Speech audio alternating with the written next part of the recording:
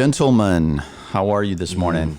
I'm doing great. Good. I'm Good. doing really Brad. good. Yeah, it's Friday. Woohoo! It's always Friday on this podcast. It's always Friday in COVID season. Yeah, I was just doing my best Casey Kasem impression. Come on, which do was it. Horrible. Maybe later at the end of the show, we were just fooling around before we got started. But We've learned that Brad is a really good impersonator. well, yeah, back in the '80s, I met Casey Kasem, and I actually walked up to them. I'm so stupid. Like, I meet these celebrities, and I always walk up to them, and I ask them if they're them. Yeah. It's so funny. So I walked up to Casey Kasem, and I was probably 16 at the time, 17, and I said, "Hey, are you Casey Kasem?" This is when he was doing American Top 40 radio, and of course they said, "Yeah," and so I said, "Nice to meet you." Like, what do you say after that, right? Yeah. That's hilarious. Hey. I feel like I'm Chris Farley. You know how You he didn't used do to- your impression for him. Oh, I'll do it later, maybe. No, I not don't for think- him, though. You didn't do Oh, it for no. him. I don't want to make myself look Did so. you do Scooby-Doo?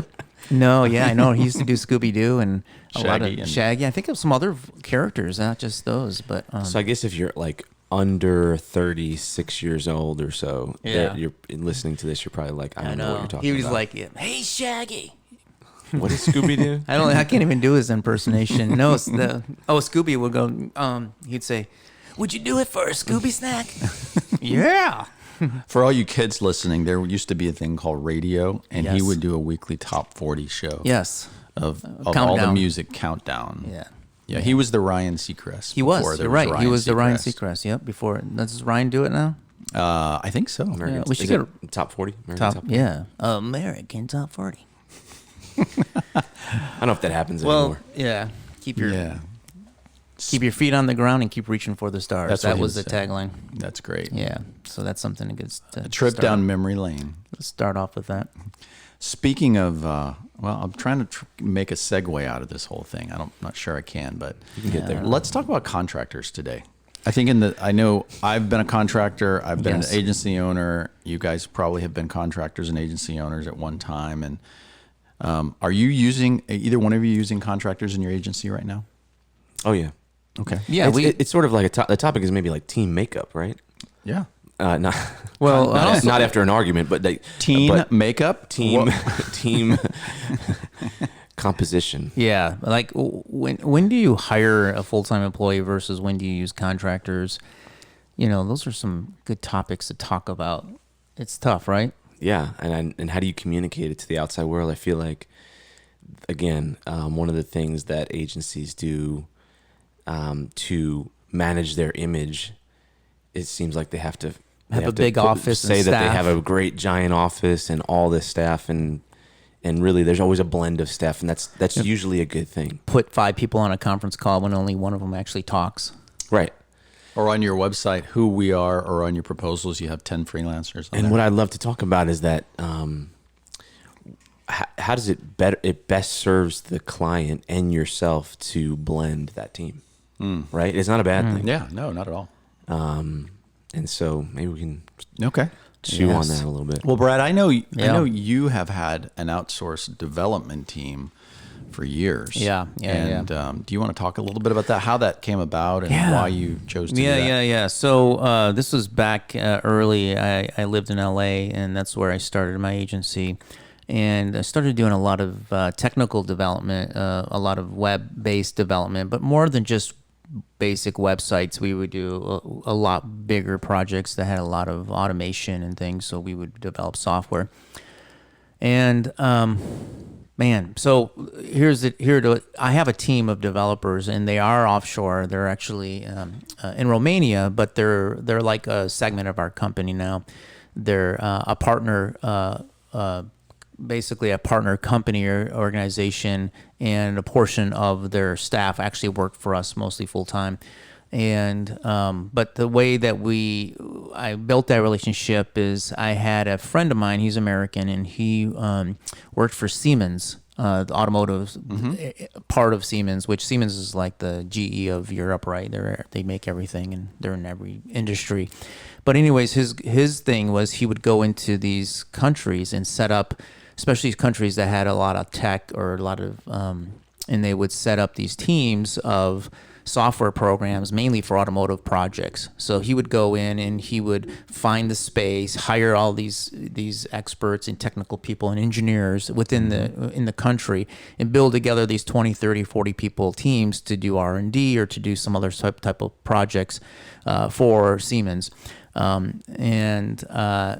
was in Romania doing that in a place called Timișoara, which is known as Silicon Valley of Eastern Europe. There's like 3 major universities. They're all really tech universities.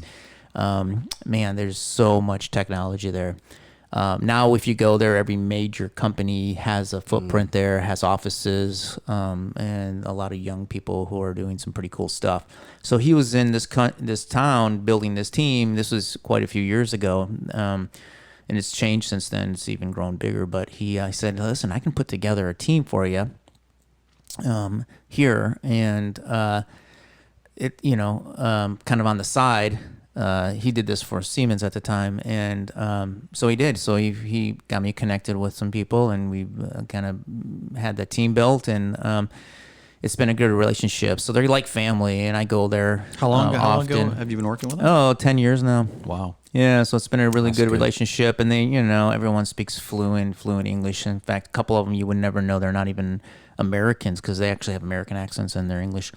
So I go there often as I can, and just developed such a strong relationship to the point where it's been a good relationship. So it's not really soul. It's like not really a freelancer. It's really more of a relationship, kind of long-term relationship kind of. And would you say that your logic or reasoning for after 10 years to keep using them, is it cost, availability, skill sets? What's the main priority? Yeah, it used to be cost, but the cost has actually gone up. They've had a crazy amount of inflation. So they've been brought into the EU, but they haven't actually been able to go to the euro because of their currency. It would create such an inflation in their country. They haven't done that part of their integration in the EU, but they have seen tons of inflation. And they have high tax, very high tax, like 40%. And so kind of like California. Yeah, Just so they've we've had to adjust a lot of their fees and stuff for us. So right now, I wouldn't say they're super competitive to the U.S. of like hiring somebody, but they know so much information of especially clients that we've dealt with for years, and a lot of their systems, they've helped build their systems. And so for me right now, it's not something that there's a value to that. And there is a value too of having a team working on a completely different time zone, because literally you can see progress overnight, and you wake up the next morning, especially with high demand stuff and web development and things that have to be launched. It's a good time to launch things and technology in the middle of the night here in the United States, especially if there's a United States audience.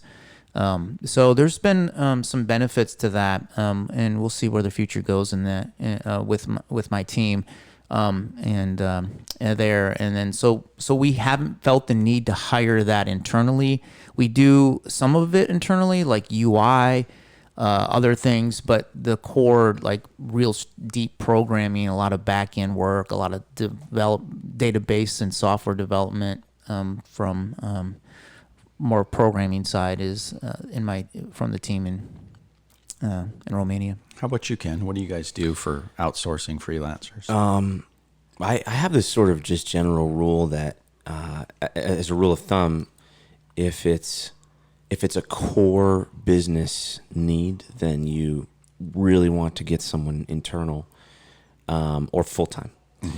And if it's a specialty, especially a niche specialty, which happens a lot with what we do, right? And that's one of the challenges with an agency. Like even if you're specialized like we are with e-commerce, they're inside of e-commerce, then there's still all these different skill sets that you may need to call on at different times to get something done, or at least to accomplish what needs to happen, right? And so, there's just no way. It doesn't make a lot of sense to have a lot of those roles full time, and also just realistically, those people are fewer and farther between, and so it's unlikely you could nail them down. A lot of the really good ones, And so I just has this sort of general philosophy of like core business activities, like your team, the personality, the character, the people that really manage everything. Mm-hmm. Like you probably want those to be, if nothing else, internal. And then some of the specialists, then you start, I would say, as you get into the specialties, even things including like design, development, those kind of things. Again, depending on your size, I'd say, depending on your size, you start thinking about, okay, does it make sense for me to have full-time X, full-time design? Does it make sense for me to have full-time development? Does it make sense for me to have a full-time marketer on Facebook or Google or something like that? And that's just dependent on your strategy as a business, what your specialty is, what you want it to be. Because I do think when you hire for the future.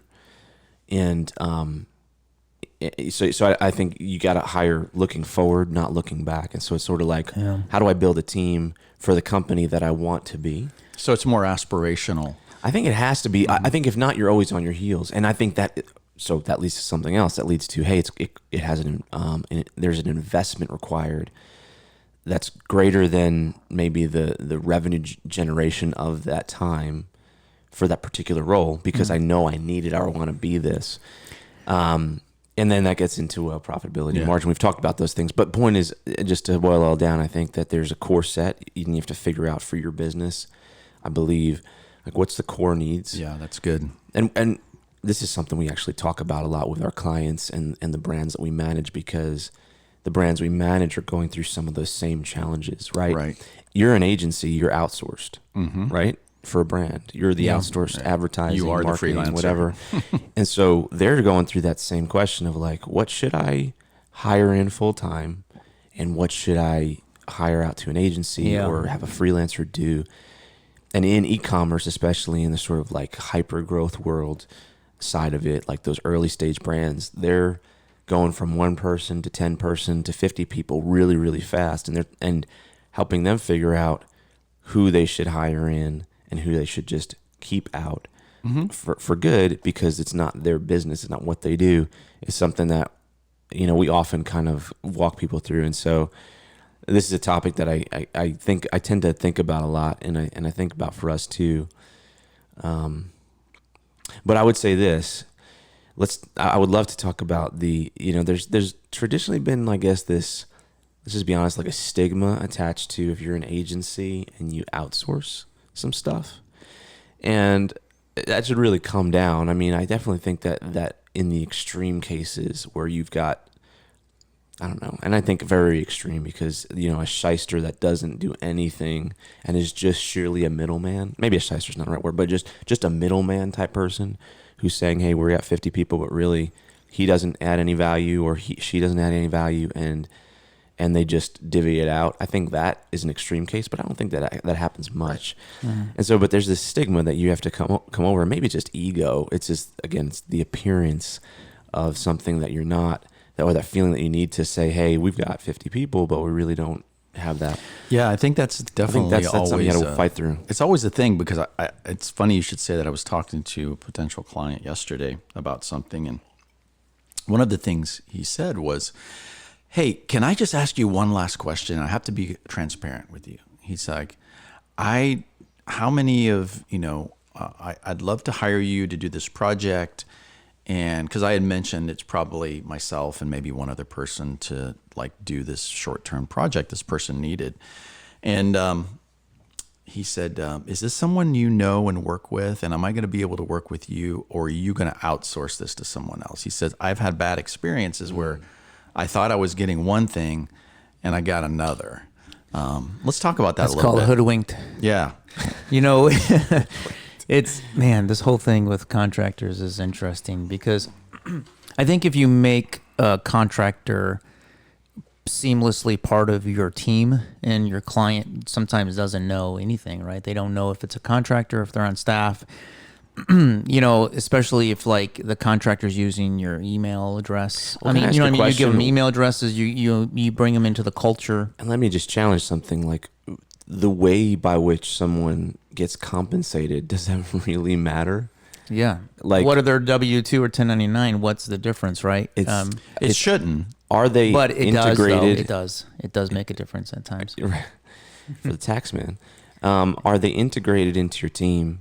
And, are they part of your team? It's not one and the same. What I've noticed is that if I hire a contractor who is really integrated in projects and we work with them every single week, right, for long term, that's a lot easier because they feel like they're part of an employee. Right. But if they're just hired, 3 or 4 times a year, that's when it becomes a little bit more difficult. That's the type of intern or contractors that it's tough because they're not fully integrated. Sometimes I feel like those kind of contractors, it's not their fault. They're coming in and leaving, and they have other projects that their head isn't fully in. They don't understand the depths. And so they're just kind of coming in and doing something for you that you kind of have to direct, and you're not getting they could be better. They could jump in fully into a project.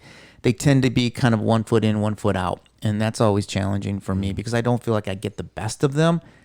And there's a lot of hand holding at that stage, But would you say this? Like you could kind of make the argument that contractors are even better because they're solely responsible for their own business and they'd want to serve their clients really, really well. Yeah. They could be better than some punch in, punch out full-time employees that think that, hey, I got this job no matter what I do. The point is like there's these arguments on both sides, and I do think, tell me if you agree, but like for me it comes down to like what's the relationship with your people? Yeah. Like, do you have a deep relationship with the people working for you, with you on your team? Because that's going to create that it's like any other team, like a sports team is like your team has to be a true team. They have to work together. They have to have a relationship. They have to be good at what they do. They have to know their area. And they have to work together to get to a goal. Whether they're partially full-time and partially W-2 and partially contract, it doesn't really matter. But I do understand that some of those things denote that they're more likely to be outsiders. But at the end of the day, if your relationship is good, like we have a bunch of specialists that we work with. A lot of them are, there's a blend. But all of them are people that I have really good relationships with. Like we know, like, and they would actually go above and beyond to make sure that we're doing well. And it's like any other team member. Yeah. And I think that's the key. It goes back to some of our previous conversations. It's about, don't get into the habit of treating them less than a real team member. Now, obviously you can't treat them, like they can't necessarily be present and go on team outings, invite them out to team outings, make them integrated, and that's where you're like a human being. That's where you're gonna get the best loyalty, because I think contractors, they have to work with different company or different clients to make a living, and so you're always kind of trying to get their time and attention, and the more that you can integrate them and become part of a team, they probably will give their alliance to you when it comes to making decisions, which projects they want to take on. And you're right. Like a lot of them are kind of lone rangers, and they want to be part of something too, like something they don't want to. It's kind of like you, Brad. Like we've got one of our developers. He's in London. He's worked with us for probably maybe 6 or more years right now, and he's part of our team. I've actually never been able to see him face to face, but one of the nicest team-oriented guys. Like when it's July 4th, I was gonna say July 1st. Independence Day here. He's slacking everyone and celebrating with us because obviously he's. It's like how Americans celebrate Cinco de Mayo. Sure. Yeah. Right. But or Bastille Day. Yeah, that's. We have a ton of merch and stuff like that, like T-shirts and apparel and those kind of things. We send them all to him when we have new ones. Oh, it's so cool. But anyway, part of our team, just like anybody else, but still, super far away, and I think that's the point. And so what? And in my mind, so what if you're an agency leader, owner, small or big?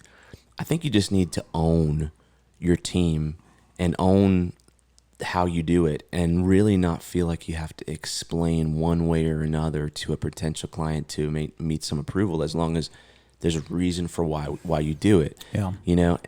I think it's funny enough. I'll say this, like yesterday, we had someone reach out to us on chat on our website, and it was the opposite conversation. And it's just funny how you don't know what people want at the end of the day, is my point. But this person reached out and said, hey, do you guys use offshore developers? And then he didn't even let anyone respond. And he said, or he or she, I don't know who it was, but like, he said, because I hope you do, because US is expensive. It's like, okay. I don't know. That sounds like a setup to me. Yeah. and it's like, okay, well, You want to pass the benefits, right, you know, to your client. Yeah, that's what's going on. It was either set up to get you to come cheaper, or set up to find out if you did have them. By the way, it's a huge red flag. I mean, but the point I'm making is like, you won't please everyone no matter which way you go. Yeah, exactly. So you really have to kind of know what you do, why you do it, and just be confident in that. With your You know, team. one of the things that I've always had to be able to answer some of those questions, whether pro or con, is you know, to assure the client that these outsourced people, if it does come up, are longtime team members, worked, and they know our system, and they are specialists that we hire for certain things. I think if you can present it that way, most people are totally fine. As long as they have a comfort level that you're not just, you know, charging them 4 times and then going paying someone on Fiverr to do it for $10. That's probably the irrational fear, Yeah, is that you're doing exactly. that. And I think, let's just be honest, like, no one's doing that. Very few, like, agencies aren't doing that. The most extreme cases might be, but I don't they're know. not. I would not disagree the with you. legit. I I'm think saying there's the a lot of legitimate- agencies that are just a person with a bunch of freelancers. No, Yeah. no. Well, maybe, but I'm saying the point is who is, what company is doing that? You know, outsourcing something to someone on Fiverr for X times the price, and then winning at doing that. Is my point. Is Correct. like, that's not a winning strategy, Right. And it's an extreme case. Sure. And I think it's good to be aware of if you're a client looking for a partner. But I think at a certain point, when the other trust factors are there, it doesn't matter, because that becomes an irrational fear. Yeah. Yeah, I don't think clients really care whether or not, you know, somebody on your team is a contractor or full-time employee. I think it just really depends on whether or not they're bringing the goods to the table, like really showing up and engaged and seem very knowledgeable. And I think that's the challenge, right, with a contractor is, are they just a commodity contractor where you're just getting stuff done behind the scenes, or are they actually interacting with the client at all? And that's where another stage, I think, Yes. of contractors. And I think that's one thing you have to just be careful is when you bring on a contractor, they start developing a relationship with your customer. If that contractor is kind of seasonal, or you're just hiring them for a little bit of time, then your client may go, "Hey, where is this so-and-so, right? They're just a contract." And you have to explain then they're a contractor or whatever, right? I haven't seen them in a couple months. Well, we're not hiring them right. We're not using them right now, or whatever, right? We're not, whatever that is. So I think you just have to, you know, for your own business, you have to know who your clients are well, and what type of, are you giving a contractor so much control of your client and leadership that if they decided to bail because maybe they're not under contract with you, like an employment contract, what would that look like? And then, you know, also make sure that your contracting contracts, that's a good word. Your freelance contracts actually state, you know, that your freelancers can't come and like start taking your clients from you, right? I mean, there's a little bit, I mean, I'm sure everybody has that, and there's most people, I mean, nobody's going to really do that much, but you know, you just want to make sure it happens. You want to make sure that you have your ducks in a row when you're working with your contractors, because there's liability. Sure. I mean, the other side of this kind of conversation is, and actually one that I think maybe should happen more, but the idea of agencies working with other agencies and how that's displayed. Yeah. Right. So I personally think that there would be more benefit from agencies working with each other, with, you know, either in like overflow periods or times when you have, you know, free staff that you need work for, you know, like balancing that stuff out. And also to the idea that agencies, just like people and contractors, are specialists typically. Yes. And so I think collaborating on more projects is a good idea. However, how do you do that? Like when you work with another company, That's a good. That's do a good you do you white label? Do you keep them completely behind the scene? Do you bring them into the picture with the client? Yeah. How do you communicate all that? Yeah, we do that from time to time, and there's a couple things is that we do bring them into sometimes the discussion, but we don't typically are leading strategy. They don't lead strategy for us. They just kind of, present once in a while with our direct client. Another challenge that we have with hiring other agencies is a lot of other agencies, and they create a statement of work that is really defined. And if you want to make sure that if you're hiring another agency as a contract company to come in and help you, if they have a strong statement of work with very, very detailed deliverables, you want to make sure that you have the same deliverables outlined clearly for your client on your statement of work to the direct client. Otherwise, we found that if the statement of work changes or the scope kind of changes a little bit, and then all of a sudden the agency that you're hiring, you have to change their scope now.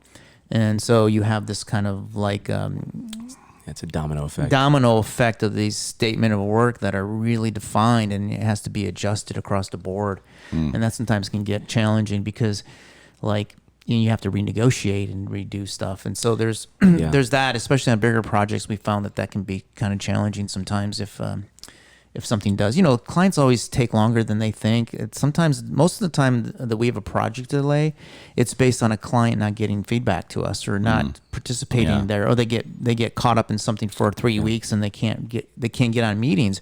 Well, if your statement of work to a contractor or another agency is based on time, and all of a sudden that time is just blown out the door because of scope creep or whatever, right? Then what do you do, right? Then your model goes out the door because now you're paying your contractor more, maybe. Yeah, I think that's and a really now your point. Ability to make profit is less. So we often end up in the role of getting hired because again we're in the e-commerce specialty, and so sometimes we work with some of the bigger traditional agencies, and we also work with just other companies that bring us in to help. And they have a scope of work, or they're creating a new one that includes our stuff. And so typically there's one of two paths. Both are fine as long as they're somewhat transparent. But one is, like you were saying, like we get kind of subcontracted, and we just say, hey, here's our scope and here's our contract. Make yours align with this. Like just make it 1-to-1 because there will be. We've had those issues where our scope is defined, maybe theirs wasn't, and we didn't know that, and so now there's a request that's outside of scope, and now there's this question of how we handle it. But making it 1-to-1, or just bring the other agency or the third party in as a direct relationship with the client, and we often do that too. Excuse me.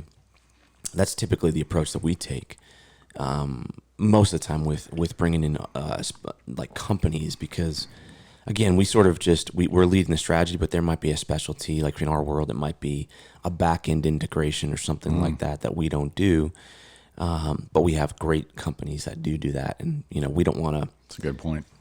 We only want to sit in the middle if we can add some value. That's typically the rule. Like it's not like it's just, but in general, like we try and. So you basically give your clients a referral to another business, and you say, hey, just deal with them directly. Well, we actually facilitate it most of the time. Yeah. The point is the relationship would be direct. Got it. So a lot of times we'll even guide it. We'll even run the whole, like lead that company, what they're doing. But the relationship will be with the client, at least, contractually and all that kind of stuff. Yeah. That's smart. One of the things that when we've hired other agencies is we found it difficult to actually, our profitability is a lot less because the agencies are going to bill an hourly rate that has to be less than ours, right? For the most part, otherwise we're not making money. And then there's this higher risk because of the scope of work. But what you're saying is you don't even make money off of it. Which is why, that's kind of But then, looked at what that. about your time? Where does your time go if you don't make money? Is it just to help the relationship, or is it to we'd only stay involved if we're already in an engagement. So we're usually in engagement with a client, and then we'd maybe bring in a specialist to do something. Yeah.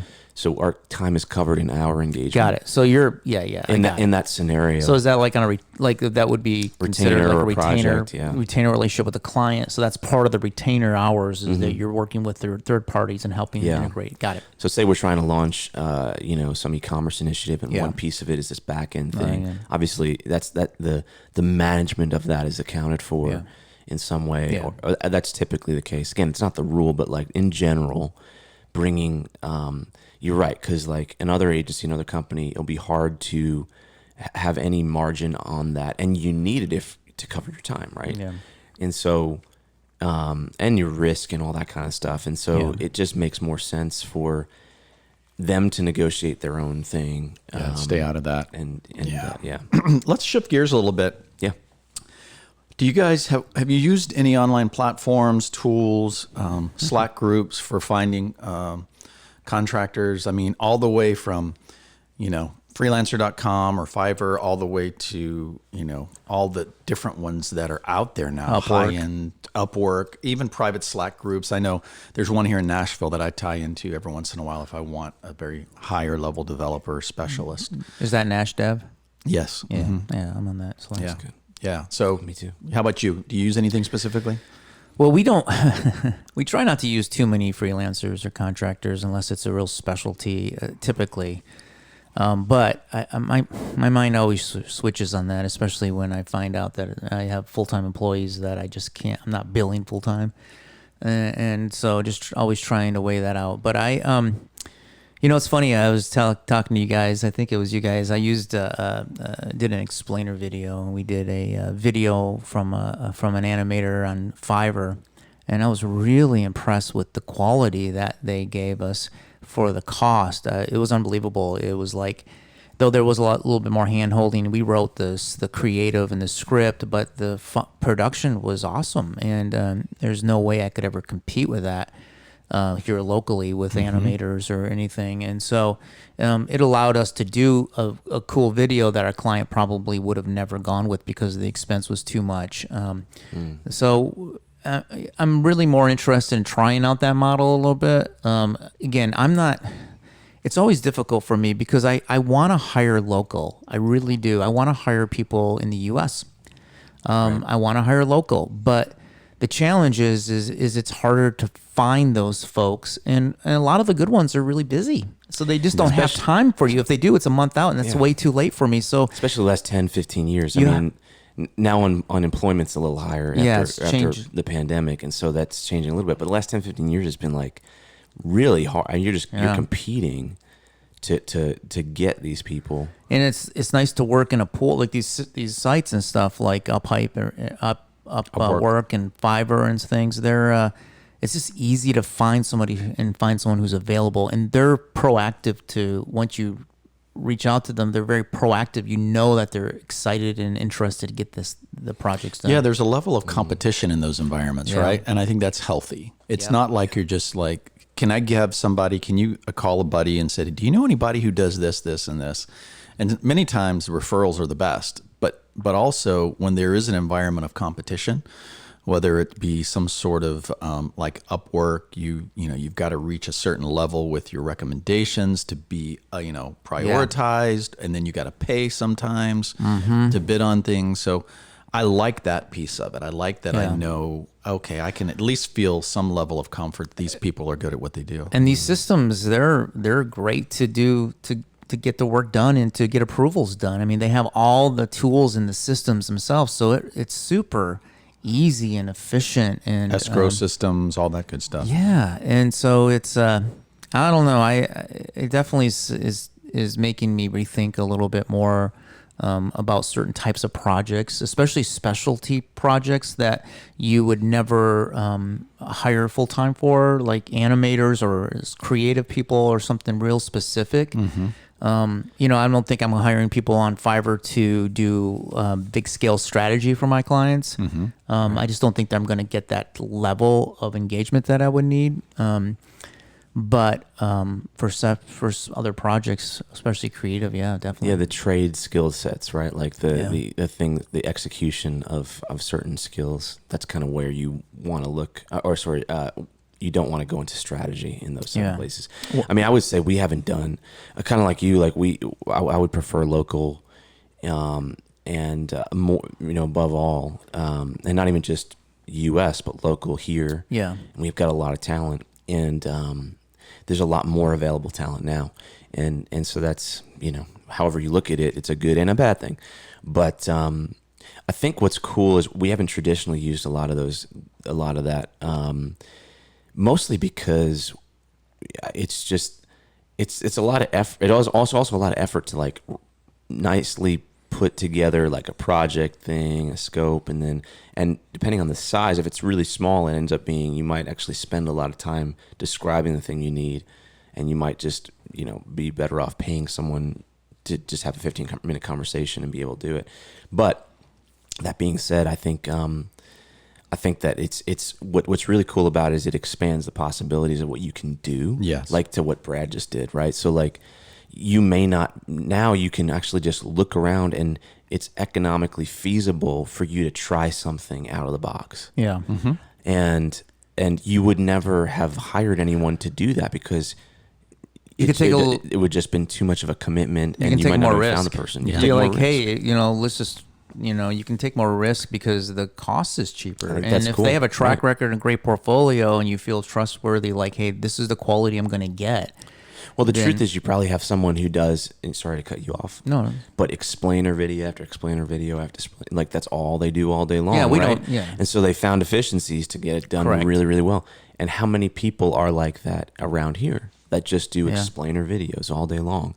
That, if they're doing it for the best companies out there probably. And so 5 times as much. Yeah, exactly. Yeah. So, And that's challenging, is how does a freelancer here in the United States compete on Fiverr when the cost is a quarter, of what they need to charge. And so at that point, all they can do is develop personal relationships here locally to circumvent Fiverr, right? Or whatever other platform. Like, how does somebody here in the U.S. actually...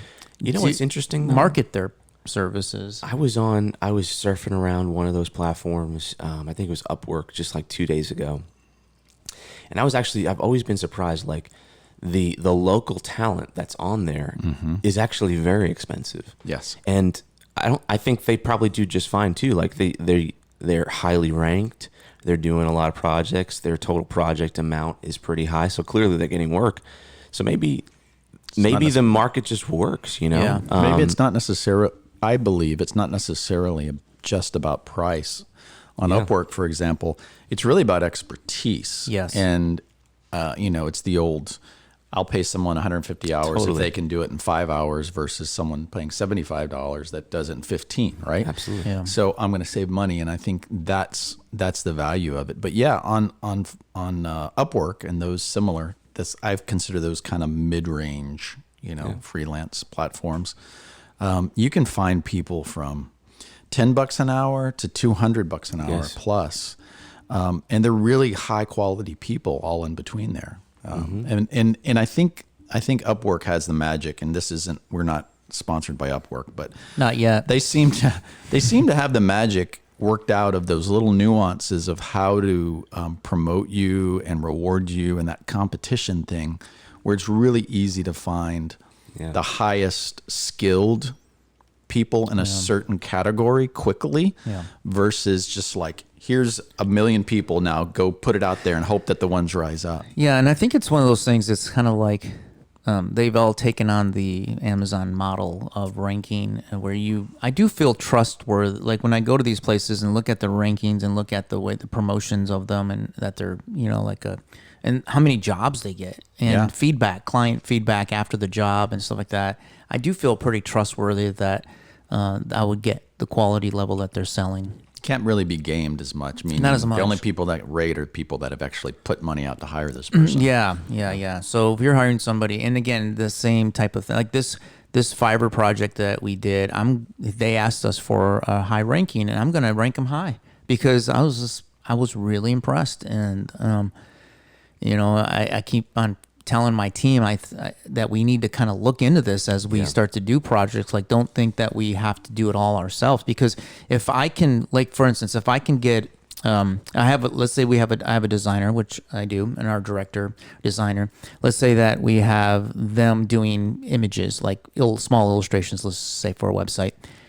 I could probably get somebody on Fiverr that has more skill set of a certain style of art and design, like, versus my designer sitting there doing it and kind of, what your designer is going to give you almost, because every artist has kind of their own niche.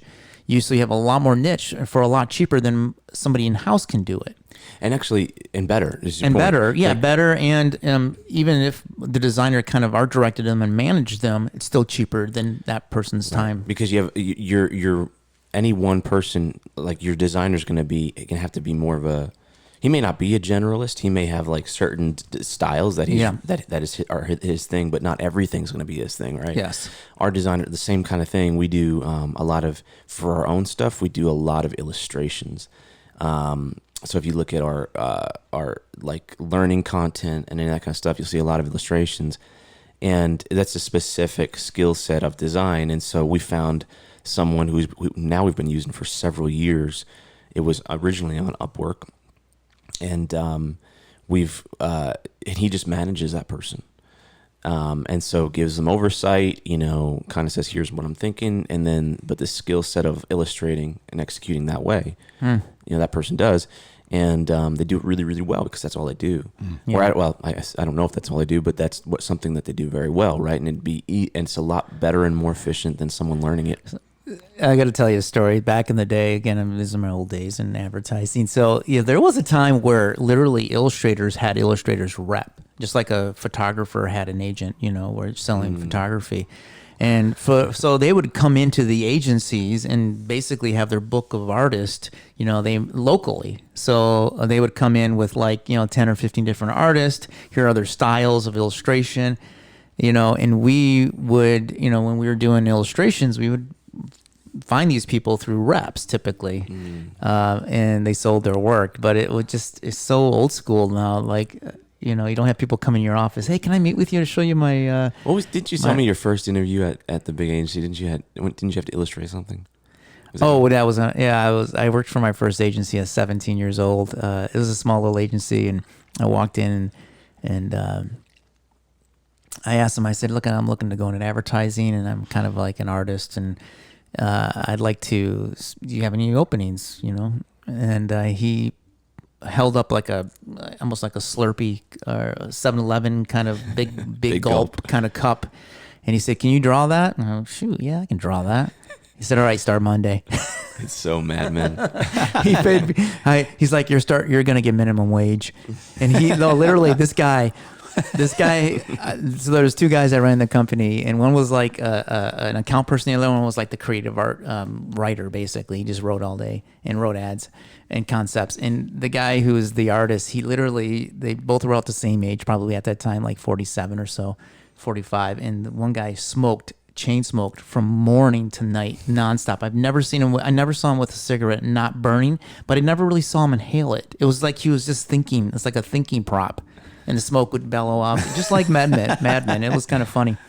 Well, it wasn't funny if you had the secondhand smoke, but I was 17. Yeah, I had back in the late 90s, I was working for a company, and I had a guy like that. He was in his probably late 50s, and he was the only one in the office that smoked, and he would just sit there all the time, and he would inhale, but it was just, you go in his office and it was just like, and it was right in the era when they were outlawing smoking inside buildings. But he's like, I know, I should have at 17, I probably should have came with a cigar to match him. Like, oh yeah, check this out. That's a great story. So what I'm hearing from all of this, and we keep kind of going back to, is the value of outsourcers or freelancers is definitely specialties, things that you don't have in-house, obviously, but also I keep hearing the other side of the coin is the value that we bring as agencies to our clients is what we're really good at is the strategy is our knowledge, is our background. And that always has to guide the freelancers, and that has to govern kind of where we go in that. And I'm just reminded that the alternative universe is the way that we're talking about freelancers, and we're talking about the good, the bad, how to manage them, what we do, is how our clients are talking about us, right? And judging us. So I think there's maybe a self-awareness of maybe we need to learn and think about and like look in the mirror when we're saying, well, what kind of person do I want to work with? What kind of freelancers? And what's good, what's bad, and what's working for me is how do I take that in as an agency and take those qualities, because I guarantee you our clients and potential clients are looking at us the exact same way and having the same thoughts, because we are the freelancers, right? To the companies. Yeah. Right. I mean, what should they bring in-house? What shouldn't they? You know, a lot of our clients always consider, should we have a marketing team in-house? You know, they're e-commerce first brands, especially if they're early stage. You know, they're doing a lot of stuff themselves. And so the question of like, what does their team makeup actually look like is one. It's one that we actually help give input on and coach them on. But to that same point, like you're right, like, you know, so they're thinking about it that way. We're thinking about it that way. And I think at the end of the day, you have to consider again, like, what kind of business are you becoming? And sometimes hiring a full-time person that does something that you may not need right now is a commitment towards where you believe you're going. Like that's certainly been the case for me in the past. Like, so we went big into video, or just becoming more of a media company. It's just part of what I think our purpose is and where we needed to go with our educational content, that kind of stuff. And so hiring people that are dedicated to video was one of those type of situations where it's like, okay, we live here, you know, in Nashville, Franklin, and there's a lot of production folks and music folks and video folks and that kind of thing. And so a friend of mine is a producer, hired him to start leading that. And it was like an investment, a commitment to that initiative, right?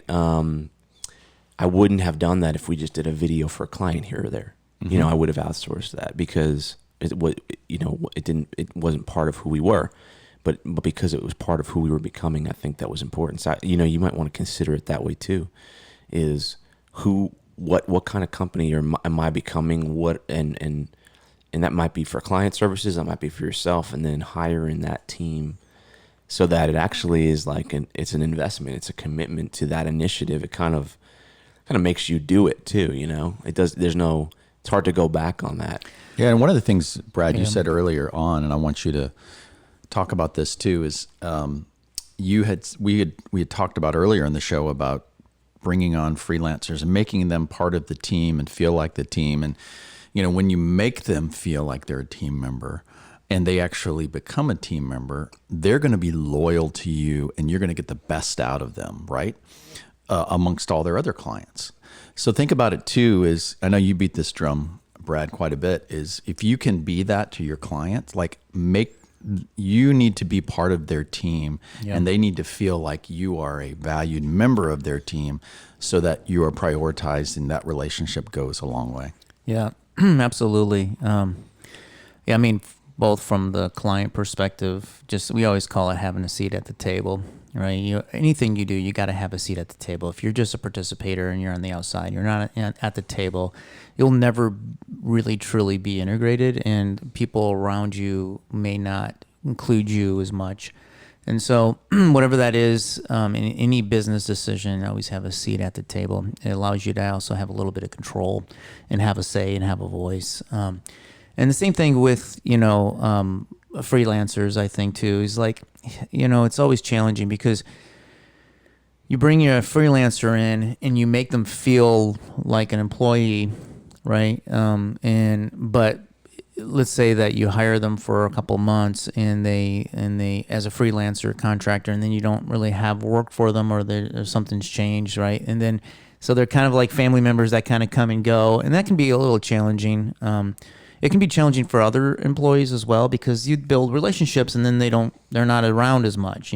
Bob, you've done some work for us, and it's kind of that, and you do work for other agencies as well, and in your own clients. but it's kind of like that. Like Bob, you've come into the office and people really enjoy you, and they're there and you're integrated, and then you're on other things, and or we get to the point where we don't need as much as your services at that point because it's specifically for a project. And then so it's always a give and take a little bit. As much as we want to integrate everyone, we want everybody to feel comfortable and come out to events and stuff like that as contractors. It is something that you're not there 9 to 5. Contractors are typically, there may not be 9 to 5. But yeah, to me, it's always a challenge too. It's like, I guess I like to be around people who are going to be in my business life. And sometimes when people come and go personally as a business owner for a season, that's a little tougher for me because as a business owner, I never feel quite like I have a team that is, you need a loyal team, like a loyal team full time that you. has my back. Like I could literally drop a ball and they'd pick it up. And I think that's the challenge as a business owner. It's like business owners, like for me, I want to be able to have people around that can kind of be as integrated into the business as I am. And so that when I do drop a ball or if I need help, I can just offload it to somebody and delegate it. And contractors are harder to delegate to because they're busy and they have other clients, and you have to then start negotiating what that looks like. And there's a schedule that they go to, and there's all these sort of things that you kind of have to it's just a little bit different than always on. And I do think you have to kind of plan for that and work around that. I have kind of I guess you call it like a checklist, but I always look at, if I'm going to hire somebody, I want them to be there long term. So I'm always cautious of, if I'm going to hire you full time, do we have a client with enough work, or do we have enough to actually hire? If it's a brand new role, do we have enough of what you do to keep you busy full time, or at least a portion of the time? So I have some financial metrics that I run to verify, hey, if I can keep this person busy this much time, if it's worth it to hire them full time. And it is a risk and a commitment. And then, also, 50% of employees don't work out. That's the same with freelancers at times. Like if it's a new freelancer, you got to try them out. You got to take the risk a little bit, and they may not be the right fit for you, and that's okay. You got to, you'll find somebody who is the right fit for you and is dedicated. What I found that is really valuable for me, the best freelancers are the ones where when I bring them in, there's a passion for the client and there's a passion for the end result that is hard to find. And that is worth more than anything. If I can find a freelancer that comes in and has their full heart and head in the game, right, then they have my attention. It's the freelancers that you bring in that are kind of like always like, well, I can only give you 5 hours and I can only do this. They feel like their life is so busy. They bring in the busyness of their other clients into your relationship. And that's challenging for me personally, because I don't really, if I'm hiring you, it's as if I really don't have much of your headspace. That's right. Yeah, I think there's a maturity that is important, whether you're in any business, right?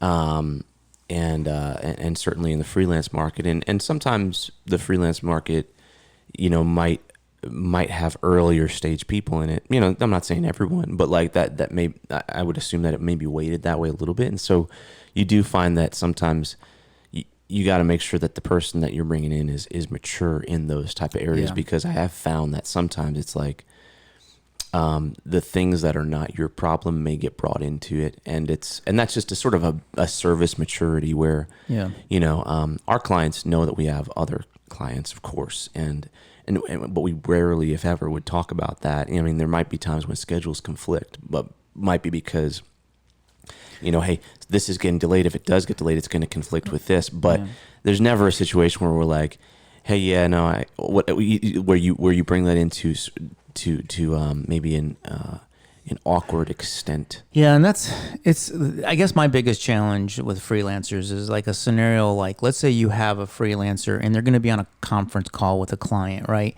And then all of a sudden the client gets delayed a half hour, so they email you, hey, we're going to be a half hour late.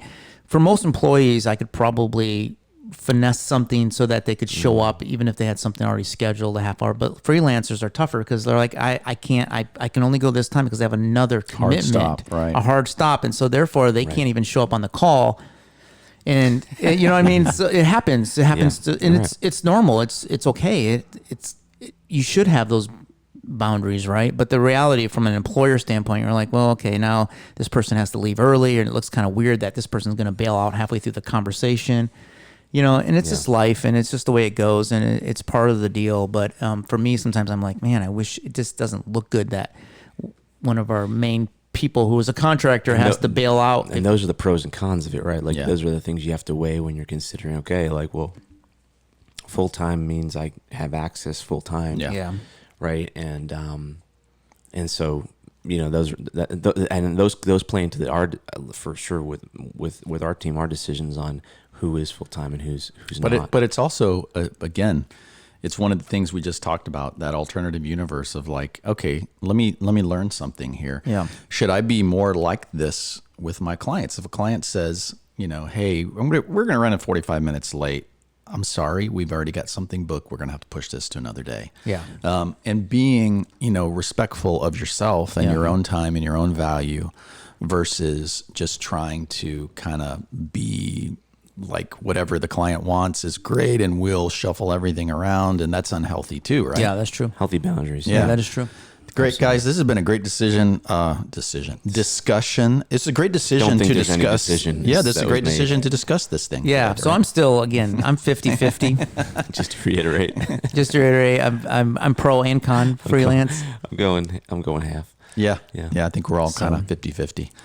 But thank you for your time. We've already got an hour. And if there's anybody out there that uses contractors that has questions, shoot us an email. We haven't said this in a long time. Please rate us on any platform that you're listening to us on, whether it be Spotify or Apple or anything you're listening. We could really use that. And if you've got want to be a guest on the show, or you have ideas for our show, our podcast, please let us know on that as well. Yeah. Yes. All right, guys. We'll talk to you. Until next time. Yes. See you. Bye.